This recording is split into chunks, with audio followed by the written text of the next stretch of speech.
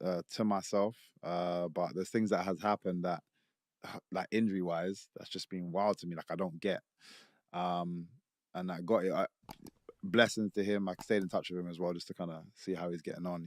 He's not only has he made a full recovery, he's already had two. Like a year later, he's had two MMA fights back. He won his first one back, and I think he just lost his second one. But it was like decision. So like, but he's good. So it's good to see. How do you switch that emotion on and off? Because I know you're a very kind person, Mm. and you're a very humble person. But obviously, in that ring, you've got to be, it's you or me, Yeah. and it's not going to be me. And when you inflict that sort of pain and that sort of damage, how do you not sort of feel guilty about it? And you just said, just had to do what I do, and with that emotion, or do you feel that emotion? It's very difficult to be on both sides and be vicious and emotional. You have to pick a lane. It's very difficult. Otherwise, every time I land a punch, I'll be like, "Sorry, Yeah. are you okay?" Like, you couldn't do both at the same time. So yeah, you have to pick a lane. And I think everybody, regardless of who they are outside, everybody has a fight persona. My fight persona is MVP. MVP is a very selfish person and is going in there for the kill. Michael Page on the other side, like, very different person. Both sides have aspects of each other. It's like a um just what's the word I'm looking for? Like alter ego that is just coming out. And I always try to draw people down to people, like obviously a lot of people, especially in this country, into football. So if you watch football, I use like Wayne Rooney as an example, or even Paul Scholes. I'm a Man United supporter, so Paul Scholes is. Let me use Paul Scholes because everybody talks about how vicious this man was. Running, he's trying to take off your legs. Patrice Evra tells a story about him doing that during training. Like, you could injure me, which affects the whole team, and he doesn't care. Once he gets into this mode, he's an animal. Try to interview that guy afterwards. Like, yeah, oh yeah. He so nervous. Where is that animal gone? So, like I said, everybody has that persona held within them. Some people have, like for example, if I go back to myself, MVP can spread into your everyday life. Sometimes because depending on how you grown, but some because you get so much attention and that feels more exciting. Being that guy feels more exciting than being your normal self. So you're like, okay, you spread into your everyday, and then we start to realize people are like, nah, I don't like this guy, and so on and so forth. I've been fortunate to have just the people around me, the upbringing, and I definitely say martial arts is a big key for me. Just having respect, bowing to people, strangers, helping up and coming guys in the gym come up as well as progressing forward. It was always a team effort. Just all these different things that I learned through martial arts kept me grounded as a person. So MVP stays when comes out when it's necessary and not doesn't spread into them every day. Fortunately, not everybody has that. But for the most part, people have a performance self and then have like how they are. Wow. Thanks for explaining that to us, man. That's just like it's like a Clark Kent and Yeah, Superman. You know what I literally. mean? It's It's literally like that. you're just like, Yeah. I'm cool. I'm cool. And the next minute, Yeah, it is literally that. That's the best way to put it.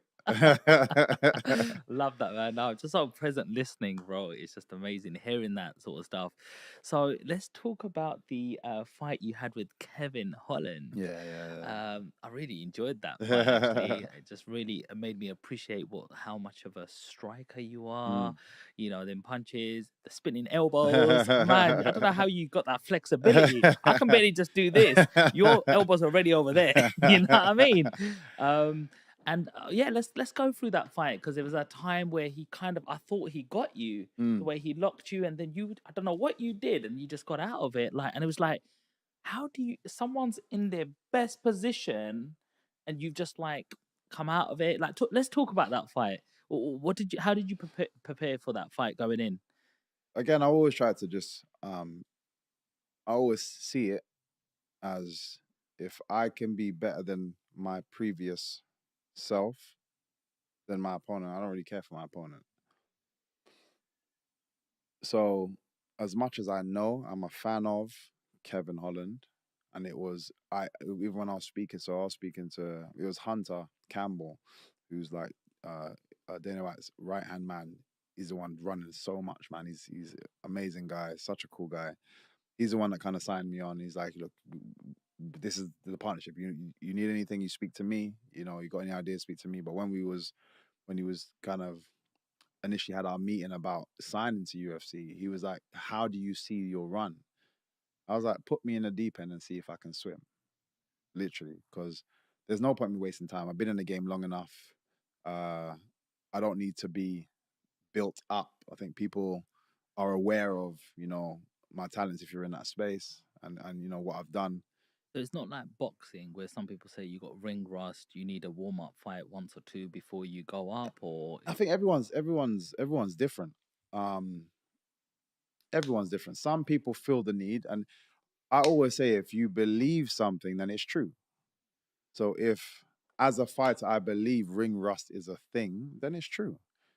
Me as a fighter, I don't believe in ring rust. Right. So if I'm out for 2 years, when I come back, when you see me on the show, I've done the training that's necessary. I don't ring rust doesn't mean anything to me. So that's my belief. So that's the thing. So I literally like throw me in the deep end. And I had a feeling out of everybody because regardless, as tough as everybody thinks they are, they're not stupid. They're smart fighters, shall I say? So there would have been a lot of people when my name got mentioned, they wouldn't have put their hand up to go first, just because it's like I've seen this guy as well. He just looks tricky. Let me see how somebody else deals with him, because the question is, can he do it at top flight? Can he do it at the top level?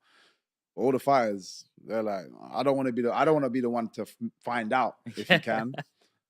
So, but I knew it'd be somebody like Kevin Holland that would be like, I'm game. Like, let's go. Let me try and find out what's going on. And that's why I think that's why everyone loves him, respects him, because he's just about it. He doesn't care. Yeah.